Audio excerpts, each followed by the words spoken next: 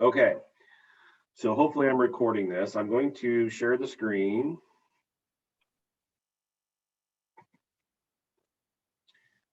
All right, can everybody see my screen? All right, so every 1 to 2 years, our association will go in and make some changes to the documents. It's being a part of the forms committee, which I have actually served on before, and it's quite a daunting task to be on that committee, but they do really good work. So they came out with some changes that we need to be aware of and start using as we move forward with our business. These all went live on April 1st. Apparently they had some issues with Instinet in getting the forms uploaded and started, but they are now there. One of you, I don't know if it was Miranda or Rhonda, had asked if they had used it, they wrote up a contract, didn't know if they had the most current one. And yes, you do. So they're all there. So the forms that they were revised was the contract for purchase of both the residential and the land contracts. They also updated the well, septic, and lagoon addendum and updated the mediation brochure. They also updated, added a new form, the utilities information, which is kind of a cool form that's kind of standardized because a lot of different companies will have their own forms to be used. So we're going to jump into this at any time. If you guys have questions, ask. I also have the chat box open, so if you want to type in a question there, please do. So let's get started with this. The very first change, that's kind of an important change, is well, the first thing you need to make sure you're aware of was when you pull up a contract or receive a contract. So if you're the listing agent and you get a purchase contract from another buyer, a buyer's agent, just double check to make sure they're using the revised form. And the way to look for that is at the bottom left of every page, bottom left corner of every page, you'll see where it says revised 1120. That is when the forms committee actually got it done, and it went through all the channels through the association by being approved by the committee, by the board, and by the association's attorneys to make sure that the changes were okay. If you come across anything that says revised 1019 down at the bottom left hand of the screen, that's the old contract. So moving forward, just try to use the November 20th, November of 2020 form because it will be the most updated form. If you find yourself using an old revised contract that's been provided by another agent, it's okay to use that. That's what REO insurance is for, but we prefer to have the new one being used.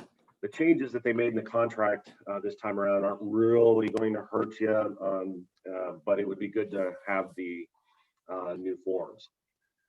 So the first big change that they made, and I think probably this is the most important change, is under closing and possession. If you look up there at the top, you can see the change that was made.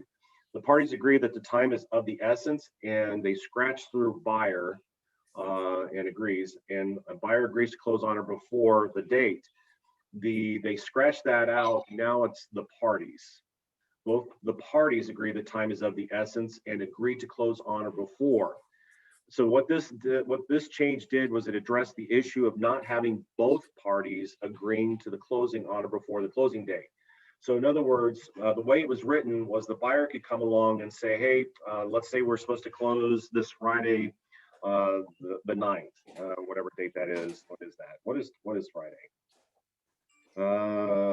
Yeah, the 9th. And they got all their they got all their lending done. Everything's good to go. They want to close early. So per the contract, it just says here the buyer agrees to close on or before, and they would want to force that closing sooner. Well, the seller may not have had a choice in this. The seller may not be ready. The seller may have another house that they're purchasing. The seller may have issues with the moving. Maybe they've got a truck coming in, a moving truck coming in, and so forth. So what they did was they removed the buyer, and now both parties have to agree to close before closing. Does anybody have any questions on that? It just basically tightened that up and just removed the buyer and then made it for both parties. So both parties now have to agree to it. Everyone okay with that change? Okay, any questions on that? Now's the time to speak up. Like I said, this won't take us very long to get through these. I also emailed out a quick form that the association put together for us instructors that teach the contracts class. So I went ahead and forwarded that out so you guys have reference to it. The next change that they made was in title evidence. So if you look down there, like lines 218 and 219, it says the buyer shall have a reasonable time not to exceed 5 business days to examine the title insurance commitment and to notify seller of any objections to the title. If title issue is discovered, the parties shall have 3 business days to negotiate a reasonable time for curing. Now, what this did was originally it said if title issue is discovered, examine title insurance. If title issue is discovered, parties shall have 30, not to exceed 30 days after the scheduled closing date to cure it. So in other words, you would be going in after you, if there was a title issue that came up, and this has happened to me a couple of times just in the past year, something may come up on title, whether it be a divorce, maybe it's a divorce issue, maybe it's a mineral rights issue, maybe it's a mechanics lien. The biggest one that you'll find is a mechanics lien. You had to get that taken care of, but the way the old contract stated was that you could get that addressed 30 days after closing. Well, some of those issues may not be able to be corrected. For example, the mineral rights I ran into, half the mineral rights were gone, and there was no way we were going to get them back. Half the mineral rights were given away back in the 20s or 30s, 1920s, 1930s. And it went through a whole bunch of different oil companies and so forth. And that created some issues. And we didn't have an out. The buyer did not have an out of not wanting to purchase the property because it just says here that they have, it said it go not to exceed 30 days after the scheduled closing date. Now it's 3 business days to negotiate a reasonable time of curing. So when is this discovered? When are title issues discovered? Once the commitment is issued. So if you are the listing agent, buyer's agent, whenever that title commitment comes out, it is upon us to do our due diligence in making sure that there isn't anything on that title commitment that might cause some problems. If there are, then you have 3 business days to negotiate with the parties for a reasonable time to cure it. If you can't reach an agreement on that time, then if you jump down here to lines 226, should the parties be unable to agree to a time frame for curing title defects or then the earnest money shall be refunded properly to the buyer, and the seller shall reimburse the buyer for loan costs incurred by buyer, So the earnest money gets returned. So this now basically gives us an out.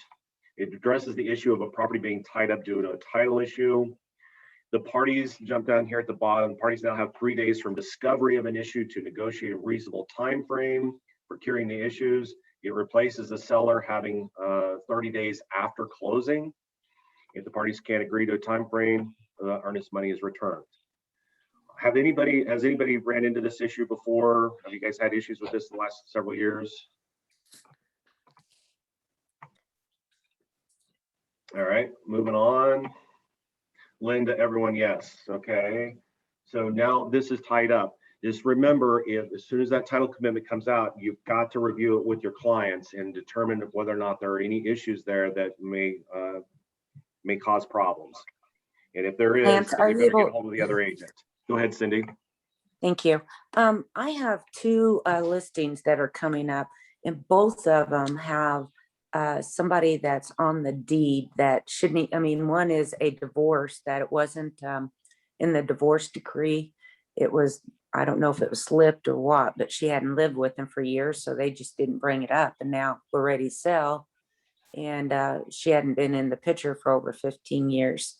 So we have to get a quit claim deed, and we're having issues getting that. Is that something that the title company also can do and say, we have so many days to address this, or is there some way that we can push hot buttons?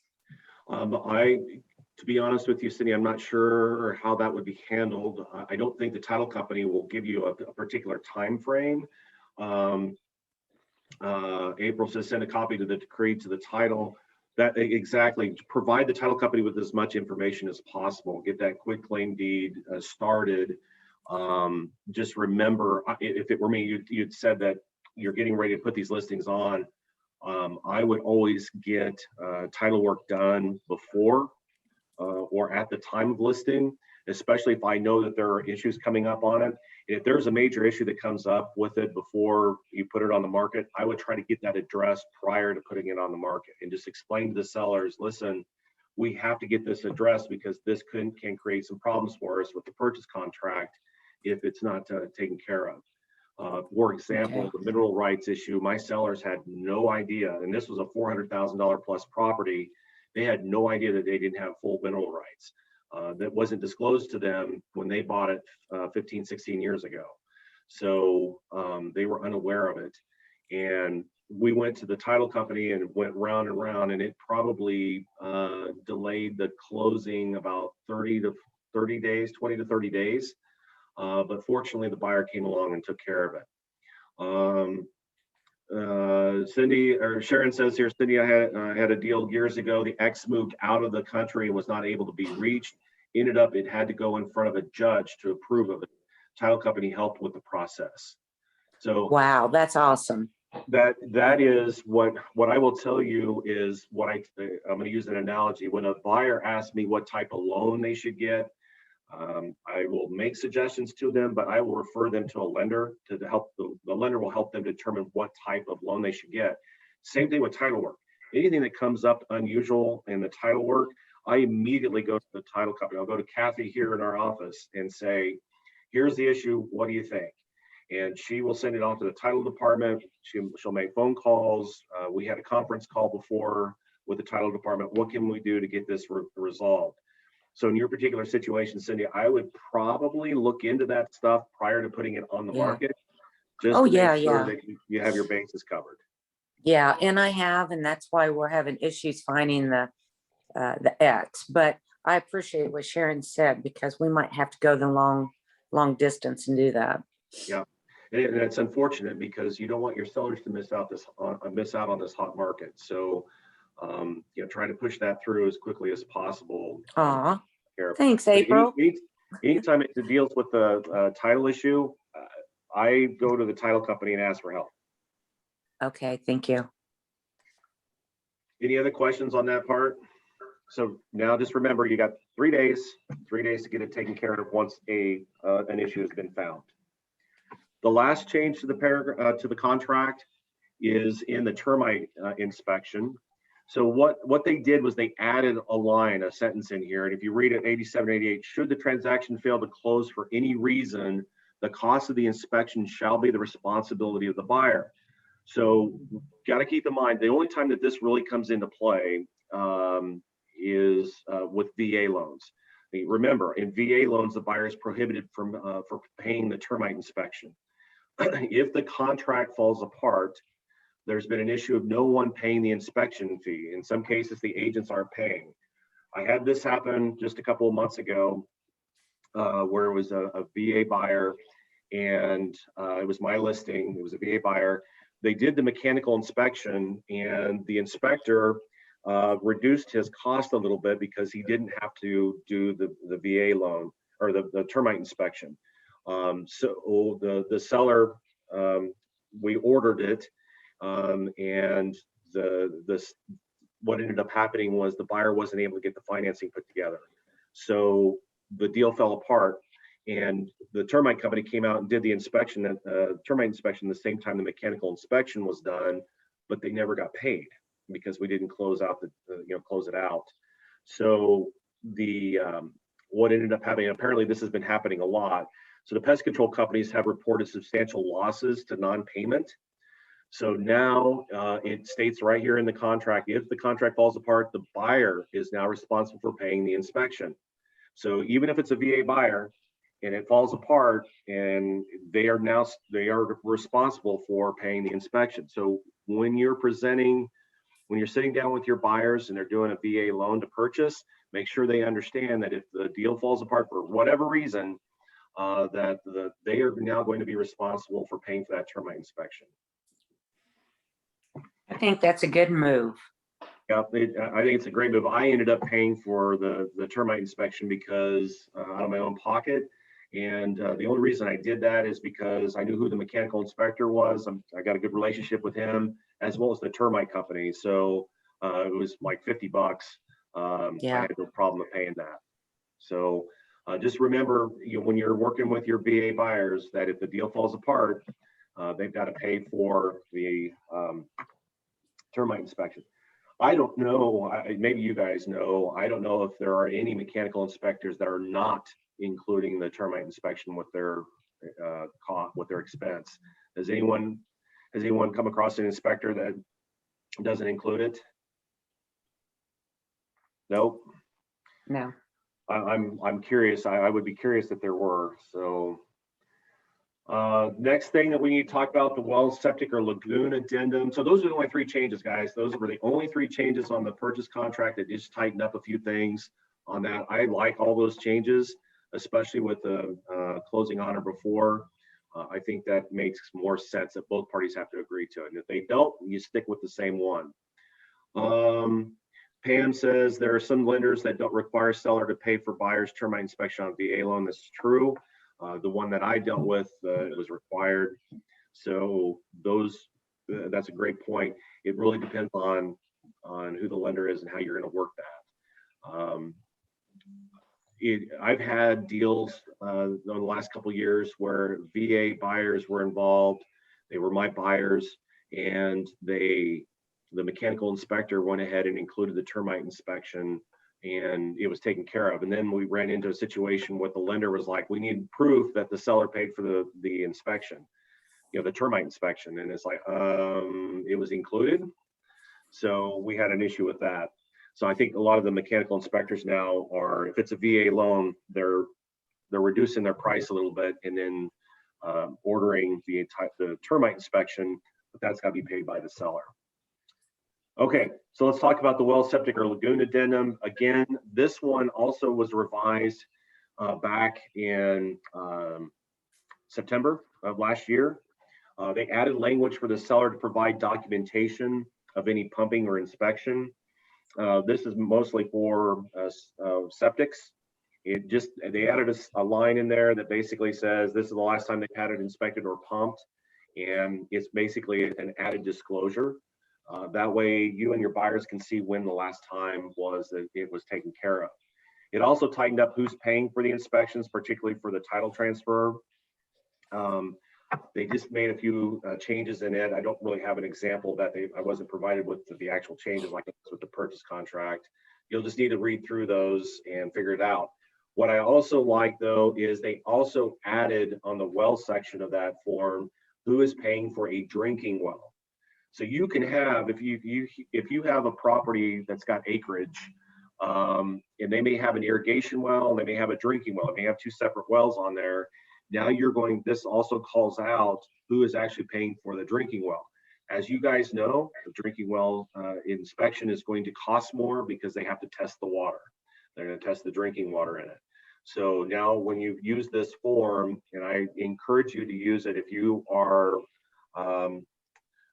working with the buyers, I would definitely include this with your contract, with your offer, and point it out. We'll get it right out in the open, right up front, who's paying for what, and get this thing taken care of.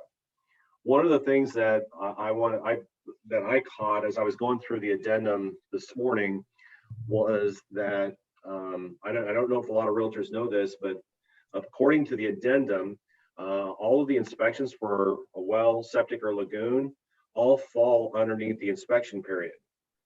So there is language there. If you use that addendum, then those inspections are supposed to fall under the inspection period. So if you put in there 12 business days, you can't wait until the end, towards the end of the contract, to make sure everything is going through to get the city out to look at the well. Okay, we're good to go. We know we're going to close. Now I'll get the well inspection ordered. You can't do that, because if it comes up that the wellhead is not up to code and it needs to have some wiring done or needs a new wellhead or whatever, then you may be into some issues. The seller could turn around and say, no, per the addendum, you were supposed to have this done and requested within the inspection period. So just keep that in mind, keep that in the back of your head. Moving forward, what I'm going to do is, as soon as I have the inspections ordered, we're going to get that. I'm going to get those inspections ordered and get them done quickly. And the great thing about it is you know, if you mark it in there that the seller's paying for it, okay, that's great. And if the deal falls apart, the seller still have those reports. The seller still has that information that there's issues that need to be addressed. The last thing is utilities information form. I put new revision date as 9/20, but this is actually a brand new form that they put together. I encourage you to go look at it. Where you will find it is in the miscellaneous file in Instanet. You're not going to find it under buyers, under sellers. It's actually going to be in the miscellaneous file. It's all the way down at the bottom. It's the utilities information form. I would encourage you to just pull it up, maybe download it. If you want to use it, great. It is not a required form. It's not a requirement. It is what we call a courtesy form. It has language in there that basically states that this is this is the seller's best knowledge of current trends with their current household. So you may have a family of 6 in a house, and utilities may be through the roof. But if the buyer may only have 2 people in the family moving in, their utilities may not be as high. So it also talks about HOA. There's got a lot of different information in there. I would encourage you to go in and look at that. So use it if you want to. Again, it's a courtesy form. It does not hold the seller to those specific numbers. It's just information. Excuse me. It's just information that we're providing. Anybody have any questions on that? That's basically it, guys. Those are the changes. Again, I emailed out a list of the changes in the purchase contract for you to review. Now's your opportunity to ask questions. I promised Greg that I would keep this class under 30 minutes for everyone involved. Does anyone have any other questions on anything? All right. With that being said, I want to thank all of you for being here. I'm going to go ahead and stop the recording.